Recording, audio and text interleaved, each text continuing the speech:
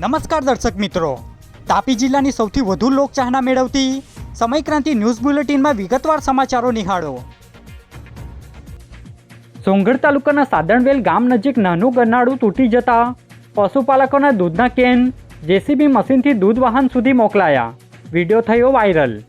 તાપી જિલ્લામાં પડેલા ધોધમાર વરસાદ વચ્ચે કેટલાક વિસ્તારોના પશુપાલકોની સમસ્યા વધી હતી, જેમાં સોંગઢ તાલુકાના સાદણવેલ ગામ નજીક નાનું ગરનાળું તૂટી જતા પશુપાલકોએ પોતાના દૂધના કેન જેસીબીના સહારે દૂધ વાહન સુધી પહોંચાડ્યા હતા, જે વિડીયો વાયરલ થયો હતો, જે માહિતી 4 કલાકે મળી હતી। વ્યારા તાલુકાના ટીચકપુરા નજીક નેશનલ હાઈવે પર મસમોટા ખાડાના કારણે કારે પલટી મારી। તાપી જિલ્લાના વ્યારા તાલુકાના ટીચકપુરા નજીક નેશનલ હાઈવે પર અચાનક ખાડો આવી જતા કાર ખાડામાં પડી હતી, જેને લઈ કાર ખેંચાઈ જતા કારના ચાલકે સ્ટેરિંગ પરનો કાબુ ગુમાવતા કાર પલટી મારી ગઈ હતી, જેમાં ચાલક વિપુલ ગાંગોડેને સામાન્ય ઈજાઓ પહોંચી હતી। બનાવને લઈ ટ્રાફિક જામ નહીં થાય એ માટે પોલીસ કાફલો ઘટના સ્થળે પહોંચી ગયો હતો, જે માહિતી આજે 5 કલાકે મળી હતી। વ્યારા તાલુકાના પેરવડ ગામના મુખ્ય માર્ગ પર પાણી ફરી વળ્યું હતું, જેને લઈ નુકસાન થયું।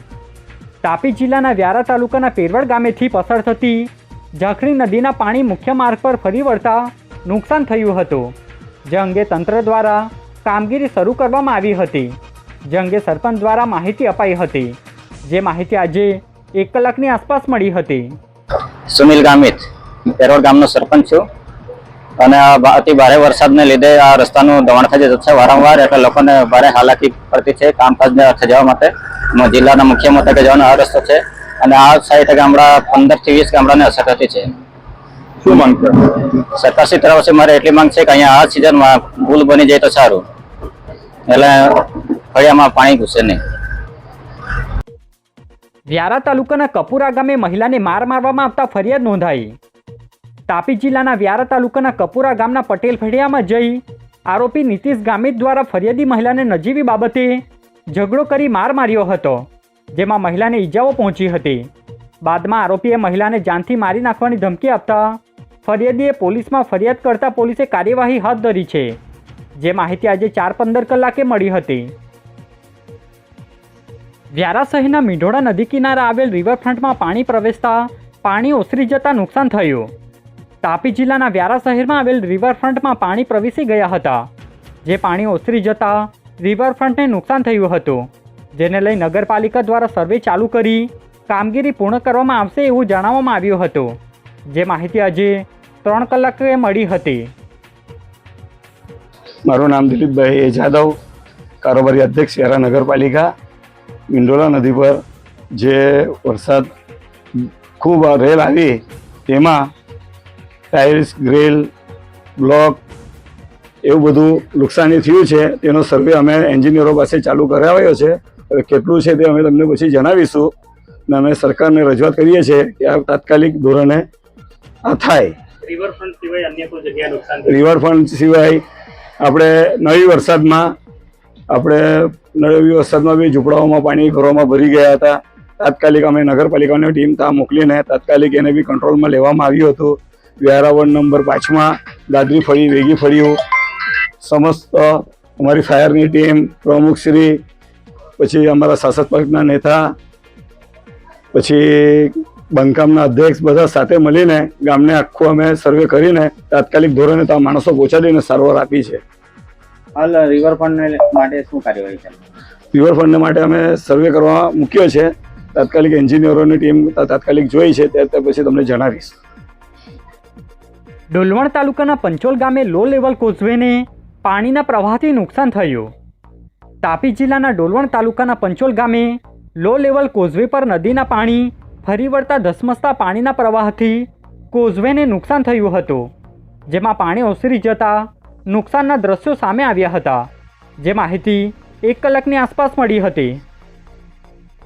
મારું નામ ભાવેશ કુમાર શંકરભાઈ ચૌધરી છે।